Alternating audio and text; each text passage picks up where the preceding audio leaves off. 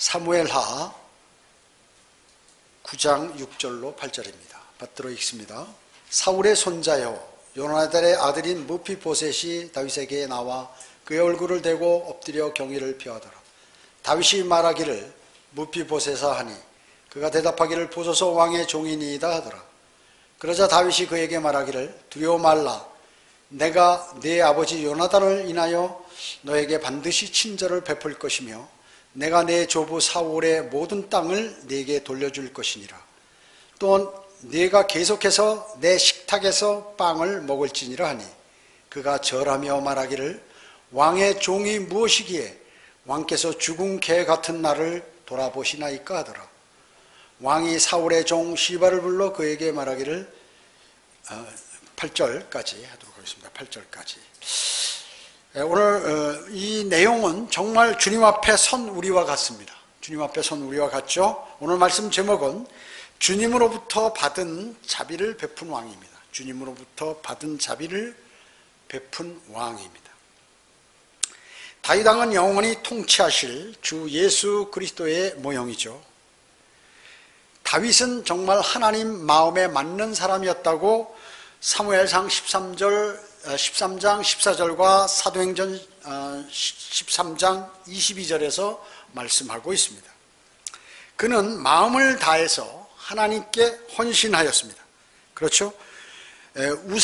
모든 민족이, 자기의 그 민족 모든 백성들이 거의 다 우상숭배에 빠지려는 그러한 위기에 있었어요. 사실은 그때 하나님을 위하여 다윗은 아주 반석과 같이 굳게 서서 그 어떤 상황에서도 하나님께 감사와 또 기도를 드리고 찬양을 아끼지 않는 그러한 삶을 살았습니다. 주님을 온전히 신뢰한 왕이었습니다. 다윗은 군인답고 아주 말 잘하고 용감했죠. 감성이 풍부해서 시편도 많이 기록했습니다.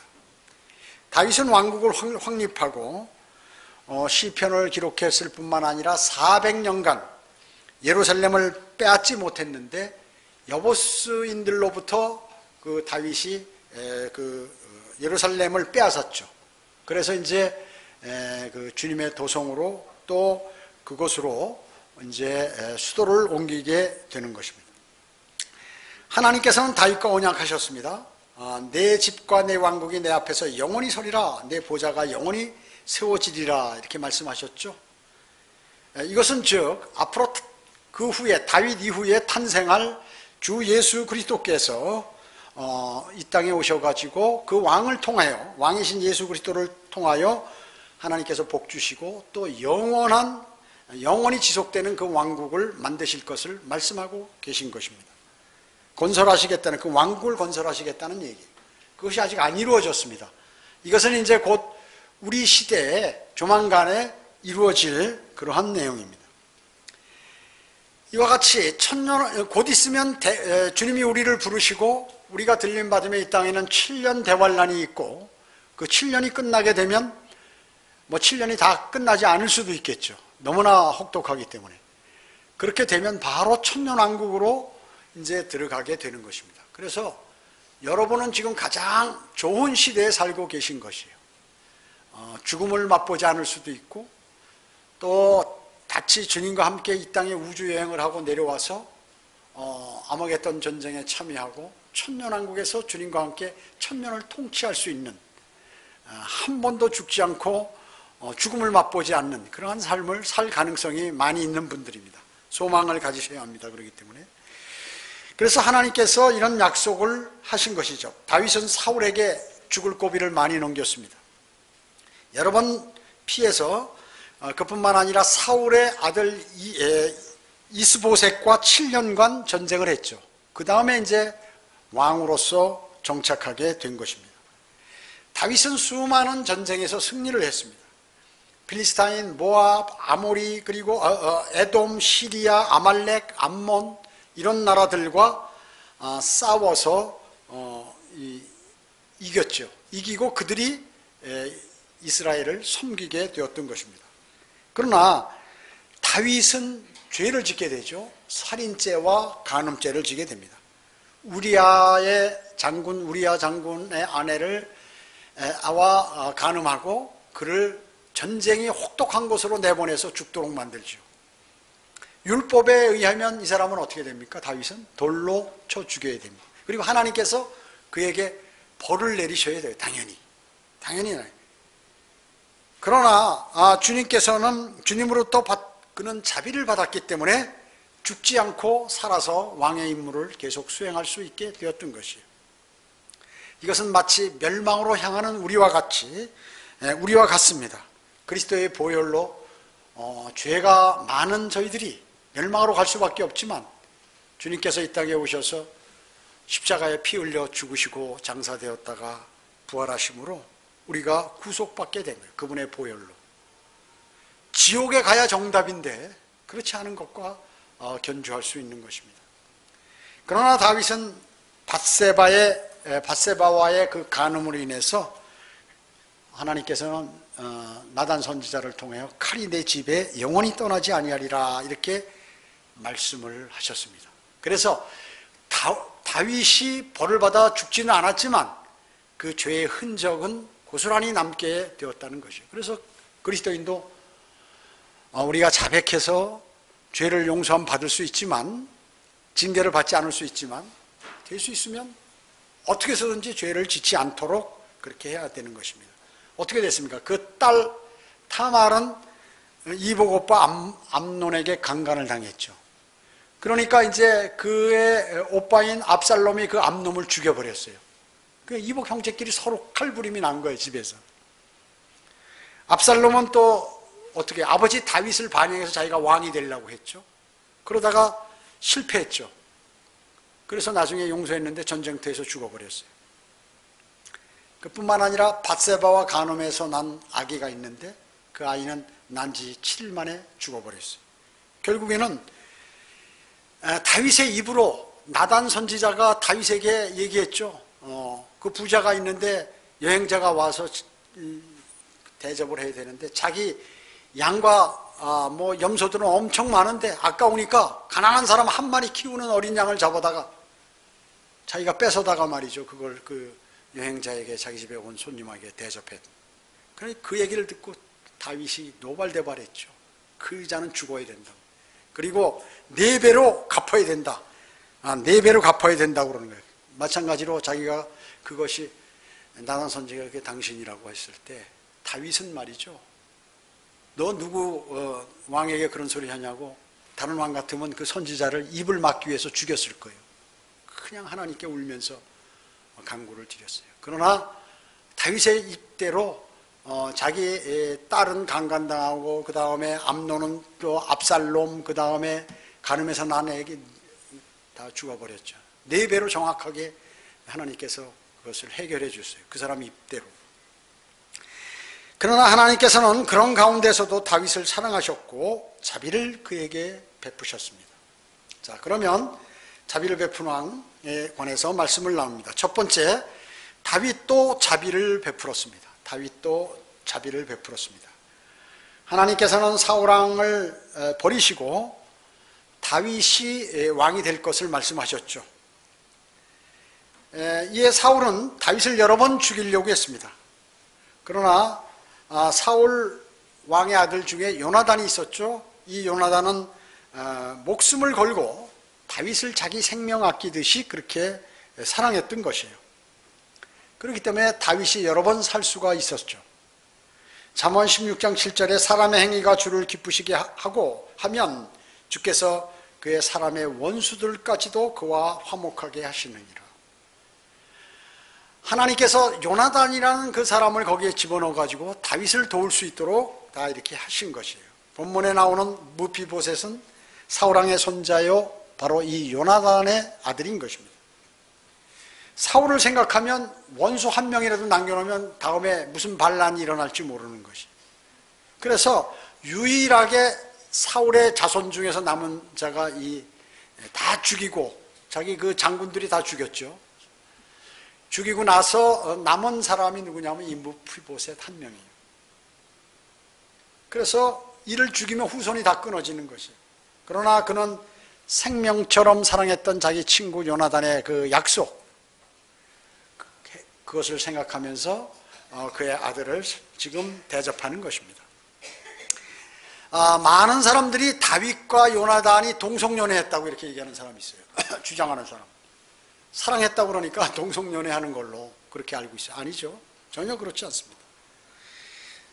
사울과 요나단이 죽던 때 그 무비보셋은 5살이었습니다. 그 유모가 어떻게 잘못하면 무비보셋도 죽을 것 같으니까 개를 등아리에 업고 뛰어서 도망가다가 떨어져 가지고 말이죠. 이게 다리를 못 쓰게 되어버린 것이에요.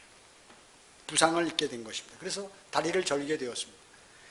그러나 다윗은 무비보셋에게 조부 사울이 갖고 있던 그 모든 땅을 다 하사하고 주고, 그리고 다윗의 식탁에서 자기 아들처럼 왕자처럼 빵을 같이 식사를 같이 할 수 있는 그러한 특혜를 준 것입니다. 다윗 앞에 불려온 무비보셋은 다윗이 정말 자기에게 자비를 베풀려고는 생각하지 못했어요. 이제 나는 끌려가서 이제 나도 이제 죽었구나 이렇게 생각했을 것이에요. 왜냐하면 이가 숨어 있었거든요. 그래서 다윗이 수소문해서 무비보셋을 부른 것이에요. 다윗은 자기를 죽이려고 쫓아다니는 사울을 여러 번 죽일 기회가 있었음에도 불구하고 그를 죽이지 않았죠. 왜 그랬을까요? 그로부터 미움을 엄청 받았는데 왜 끝까지 그 원수를 참아냈을까요? 물론 주님의 기름 부음 받은 사람이기도 하지만 또한 다윗은 하나님의 자비와 은혜를 아는 사람이에요. 그 은혜를 알기 때문에 그렇게 하지 않은 것이에요. 여러분의 구원도 마찬가지입니다. 우리는 구원을 받을 그러한 자격이 없는 사람들입니다. 왜냐? 죄를 엄청 졌거든요. 여러분 죄 안 졌다고 생각했어요? 보통 사람들이 하루에 적어도 거짓말을 150번 이상 한다는 거예요. 거짓말을. 아무리 선한 사람이라도. 배고파? 그러면 아니 배 안 고픕니다. 고픈데 최면사 그렇게 얘기하자고. 거짓말 한 번 하고 당신의 공기가 안 좋은 것 같아. 아니 뭐 괜찮은데요? 이거 보기 싫은데요? 그랬더니 아니 좋은데요? 수없이 하고 있는 거예요. 자기 자신이 거짓말하는 걸 모릅니다. 통계를 내보니까 적어도 보통 사람들 150번 이상씩 하루에 거짓말한다는 거예요. 그렇기 때문에 그뿐만 아니죠. 여러분의 일어나는 모든 마음속에 과거에 상상했던 그러한 상상, 심지어 살인까지도 하지 않았습니까? 이러한 것을 생각할 때 우리는 당연히 영원한 멸망으로 갈 수밖에 없어요. 오늘 저희는 주의 만찬을 거행했죠. 바로 그분을 기억하기 위해서 그런 것이. 그분으로 인해서, 주 예수 그리스도로 인해서 우리는 새로운 삶을 살게 되었고 하늘나라 새 예루살렘의 주인이 된 것이에요. 여러분은 그분과 함께. 그렇기 때문에 물론 주님의 기름 부음 받은 사람이기도 했지만 다윗은 이와 같이 하나님의 사랑을 감지한 사람이에요. 왜냐? 자기가 다 아는 것이죠. 자기가 다 아는 것입니다. 여러분의 구원도 다 그렇다고 성경은 기록하고 있는 것이죠. 여러분도 다윗과 같이 그리스도 안에서 우리를 용서하신 하나님의 크신 그 사랑을 본받아야 하는 것입니다. 그 사랑으로 형제자매를 사랑해야 하는 것입니다. 다윗이 무비보셋을 찾을 때 뭐라고 얘기했냐면 내가 하나님의 인자하심을 베풀리라. 무비보셋에게 그것을 베풀리라 그렇게 얘기했던 것이에요. 그래서 다윗을 하나님께서는 자신의 하나님의 마음에 맞는 자라고 성경은 그렇게 말씀하고 있는 것이에요. 우리는 1000번 이상의 자비를 받은 사람이에요. 여러분 하나님께서 나에게 뭐 해준 게 있어요? 여러분 그러세요? 그것을 생각해 보니까 저도 과거에는 그걸 몰랐는데 몇 년 전서부터 생각해 보면 어마어마하게 주님께서 우리에게 자비를 베푸신 것이에요. 내 생각, 내 말, 내 행동을 보면 즉시 징계를 내리셔야 하는데 너무나 많은 자비를 베푸시는 것이에요. 그렇기 때문에 주님께서 뭐라고 말씀하셨습니까? 너의 아버지께서 자비로우신 것 같이 너희도 자비로우라고 그렇게 말씀하고 계시는 것이에요. 하나님께로부터 맡은 그러한 자비가 다윗을 통해서 이렇게 베풀어졌던 것이죠. 여러분도 그러한 자비를 갖고 계셔야 하는 것입니다. 두 번째, 구원받은 그리스도인은 무비보셋과 같은 유사한 사람입니다. 무피보셋은 언약 가운데 속한 자였죠. 이미 무피보셋은 살기로 결정되어 있는 사람이에요. 언약을 했어요. 누가? 자기 아버지와 다윗과 언약을 했어요. 그렇지만 무피보셋은 그것을 알지 못했습니다. 다윗은 그러나 그것을 잊을 수 없었죠. 약속을 지켰죠. 사랑했던 요나단으로 인하여 다윗도 무피보셋을 아주 혈연으로 맺은 자처럼 그렇게 대우했던 것입니다. 하나님은 창세전부터 예정하셨어요. 무엇을? 예수 그리스도 안에서 예수 그리스도를 영접하는 사람은 모두가 구원시킨다는 것을 약속하셨어요. 그렇기 때문에 그 약속에 의거해서 그분은 신실하게 우리가 그 어떠한 세상 사람들이 혹독한 죄를 지었다 하더라도, 잔인한 죄를 지었다 하더라도 죄를 회개하는 사람을 모두 용서하시는 것입니다. 그리고 예수 그리스도를 영접하는 사람을 영원한 생명과 그리고 자기 아들들로 삼아 주시는 것입니다. 구원받은 죄인들은 주님께 무피보셋과 같이 왜 죽은 개 같은 저를 이렇게 돌보시나이까? 이렇게 우리는 사실 기도해야 하는 것이에요. 그래야 마땅한 것입니다. 또 전문 어부인 베드로가 말이죠. 밤새워 물고기를 잡아도 한 마리도 잡지 못하는데 주님께서 야, 저기 보이는 저 깊은 데 가서 그물을 던져라니까 어마어마하게 잡히더라고요. 그때 주님 저를 떠나소서 저는 죄인이로소이다. 이렇게 자신이 그것을 발견. 저분은 보통뿐이 아니다. 저분은 정말 주님이다. 저분은 하나님이다. 나 같은 더러운 인간과 같이 있을 수 없는 분이다. 저를 떠나시라고 그렇게 하신 것이. 세리는 자기의 잘못을 알고 하늘을 우러러 주님 죄인인 저에게 자비를 베푸소서 이렇게 기도했어요. 우리는 이런 기도를, 이런 방식의 기도를 주님께 드려야 돼요. 아, 주님, 저는 할 거 다 하고 주님을 위해서 열심히 일했는데 주님 저에게 이런 것도 안 들어주시고 그러십니까? 이래서는 안 되는 거예요. 어마어마한 은혜를 우리에게 지속적으로 매일 베푸시는 분에게 우리는 그렇게 기도해서는 안 돼요. 무피보셋은 두 다리를 저는 사람이었고 원수의 손자였고 다윗에게는 사실 쓸모없어요. 귀찮아요. 사실 왕의 식탁에 오는데 절뚝절뚝대고 기다리고 왕이 말이죠 식사 빨리 해야 되는데 그리고 다른 사람에게 대접을 받아야 되는데 거기에 그 불구자가 와서 막 그러고 그것도 원수의 아들이고 말이죠. 보면 볼수록 저 할아버지가 나를 죽이려고 끝까지 쫓아다니는데 이 생각을 하는 사람은 안 나겠어요? 그 생각이? 다윗은 하나님의 자비를 알고 자신도 자비를 많이 받은 사람이기 때문에 전혀 그런 생각과 마음을 먹지 않았던 것입니다. 우리는 성경을 통해서 알 수 있는 것입니다. 그러나 주님으로부터 너무 큰 은혜를 받았어. 그래서 죄로 인해 영원한 멸망으로 갈 수밖에 없는 존재, 죽었던 여러분을 하나님의 고귀한 피로 여러분을 구원해 주신 것이에요. 사주셨어요. 피값을 치르시고. 주님께서는 지금도 여러분에게 의와 화평과 기쁨을 주시죠. 성령 안에서 건강을 주십니다. 또 여러분에게 모든 필요를 제공해 주십니다. 그리고 늘 가까이 교제해 주십니다. 지금도요. 그분의 자비 때문에 그렇습니다. 그분의 자비 때문에. 여러분에게 영원한 생명과 하나님의 아들들이 되는 권세를 주셨다는 것은 뭐예요? 주님께서 갖고 계신 모든 재산들을 상속받을 수 있는 권한을 주셨다는 거예요. 어마어마한 것이에요. 그분이 갖고 있는 재산이 뭐겠어요? 물질적인 거, 영적인 거 모두를 포함하는 거죠. 하늘나라 새 예루살렘에 있는 모든 것들, 그 보석들부터 여러분이 금으로, 순금으로 된 그러한 집들 모두 다 여러분 거예요. 하나님 거는 전부 여러분 거라 쉽게 얘기하면 상속받을 수 있도록 해주셨으니까 어마어마한 것입니다. 주님께서는 여러분을 마귀의 시험으로부터 승리하게 해주시고 그리고 각종 위험으로부터 보호해 주시죠. 그리고 여러분을 진리로 인도해 주십니다. 만약에 우리가 진리를 몰랐다면 비진리 가운데 헤매고 있을 것이에요. 저도 주님을 찾고 싶은 생각, 또 성경을 읽고 싶은 생각, 공부하고 싶은 생각이 나서 이 도서관, 저 도서관, 이 신학교 그 도서관, 저 도서관 막 찾아다니는 거예요. 뭐 좋은 거 좀 없을까? 그래도 막 마음이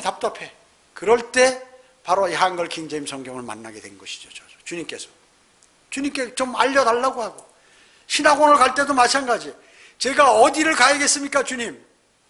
그때 장로교고 다닐 때니까요. 주님 알려달라고 말이죠. 여기는 인간하지 않은 학교고 저기는 인간한 학교인데, 저긴 대학원 자격증을 대학원 졸업장을 준다고 그러는데 절로 가야 됩니까? 일로 가야 됩니까? 선택할 수 없어요. 주님을 두려워하면 주님께서 그 택할 길을 알려주시는 거 아니에요. 그 길을 우리는 여러분 모두도 그렇게 하실 수 있는 것입니다. 주님께서는 여러분은 잃어버린 혼들에 관해서 뜨겁게 사랑하는 마음을 여러분에게 주셨죠. 그렇기 때문에 그 복음을 전할 수 있는 것입니다. 또 진리도 전파할 수 있는 것이죠. 자신을 부인하고 매일매일 자기 십자가를 지고 그리스도의 역군으로서 영생의 소망과 그리스도의 군사로서의 멸류관을 받을 수 있는 모든 여건을 여러분에게 또 주셨다 그 얘기죠. 마련해 주고 계시잖아요. 얼마나 감사한 것이에요. 자비와 사랑을 받은 사람은 너무나 감사해서 다른 사람에게 자비와 사랑을 베풀게 되는 것입니다.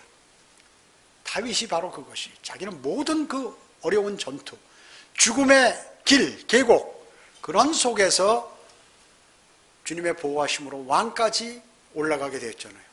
목동이.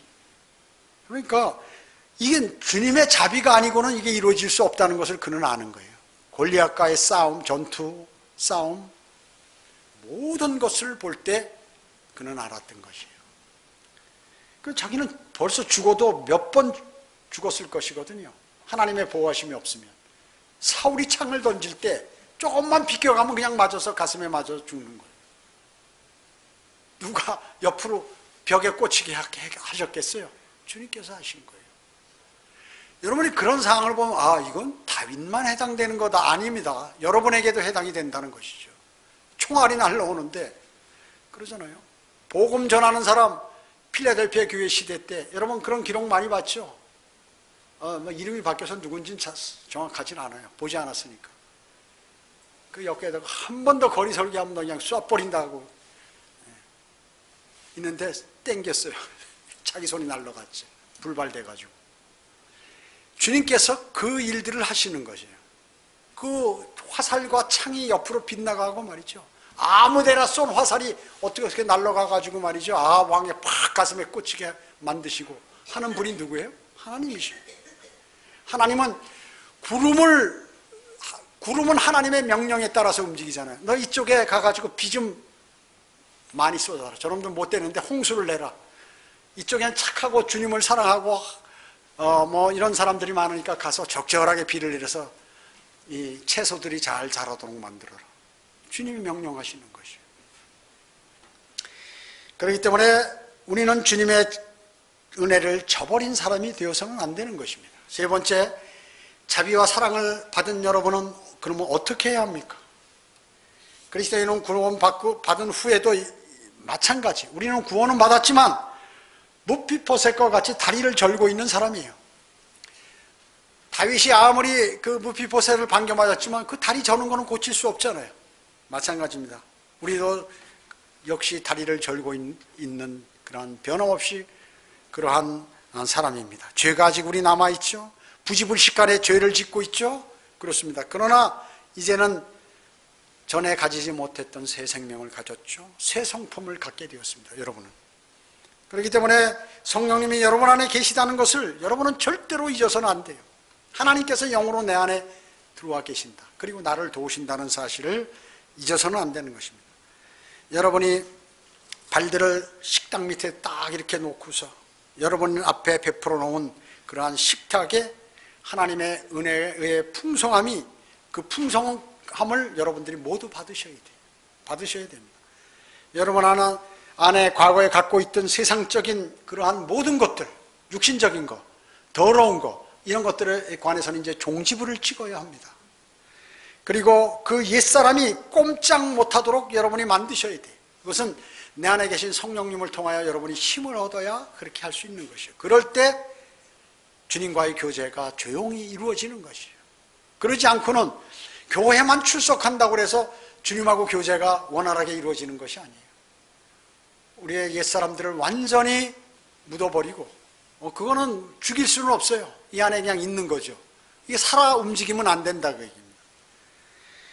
그러나 자기 의를 세우려는 육신의 일들을 포기하기 전까지 여러분의 의를 구원받았어도 계속 갖고 있다면 여러분은 그 자기 의로 인해서 극심한 고통을 언제고 당하게 되는 거죠. 이걸 빨리 버려야 돼요.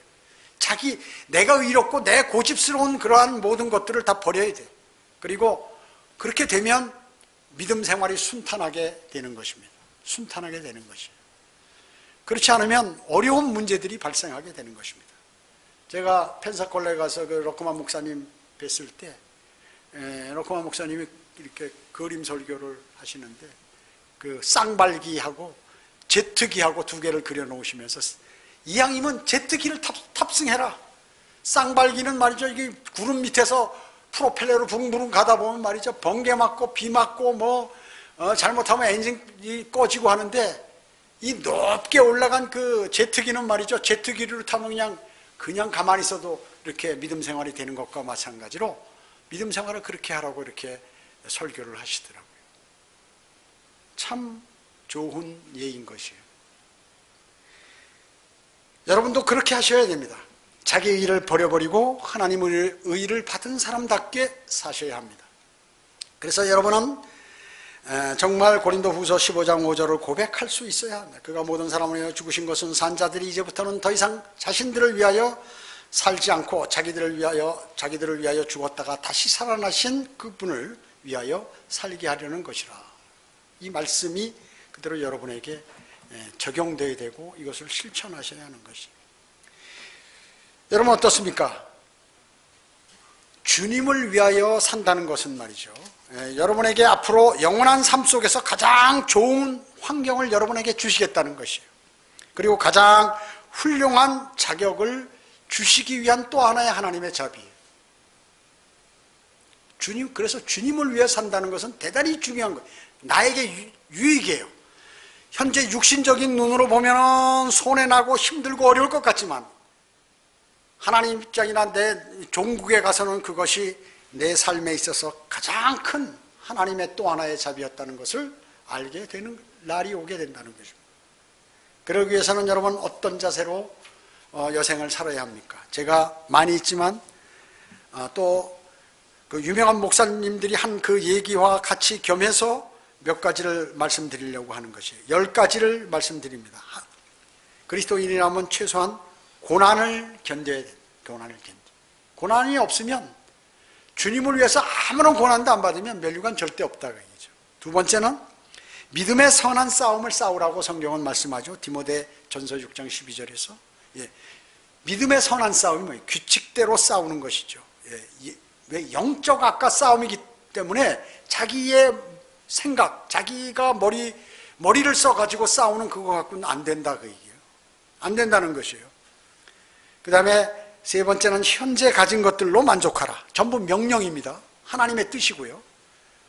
현재 가진 것들로 만족하라. 세상을 바라보지 말고 탐욕을 부리지 말고 이게 주님이 왜 현재 가진 것들로 만족해? 주님이 다 주실 거기 때문에 주님이 나를 인도하실 것이기 때문에 염려할 필요 없다 그 얘기죠.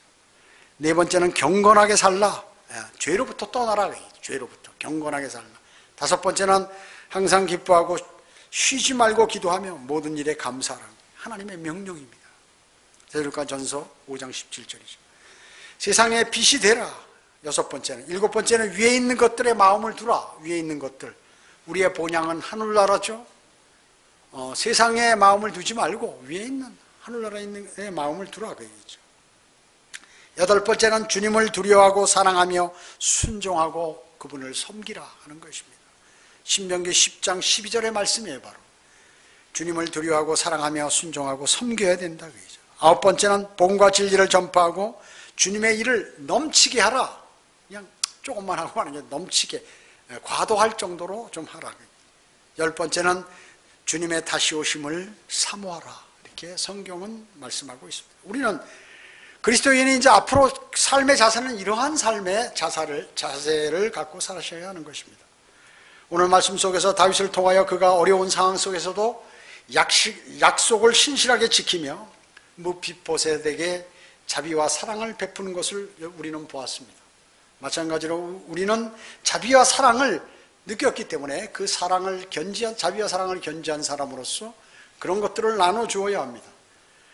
마귀는 중요한 것을 여러분에게 그 아주 중요한 자비와 사랑을 잃어버리도록 만드는 것이죠. 그 환경으로 여러분을 몰아갑니다.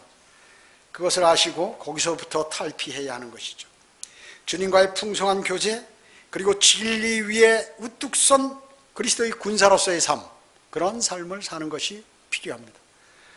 진정한 인생을 잘 사는 것이 무엇인지를 진정 여러분은 아셔야 합니다.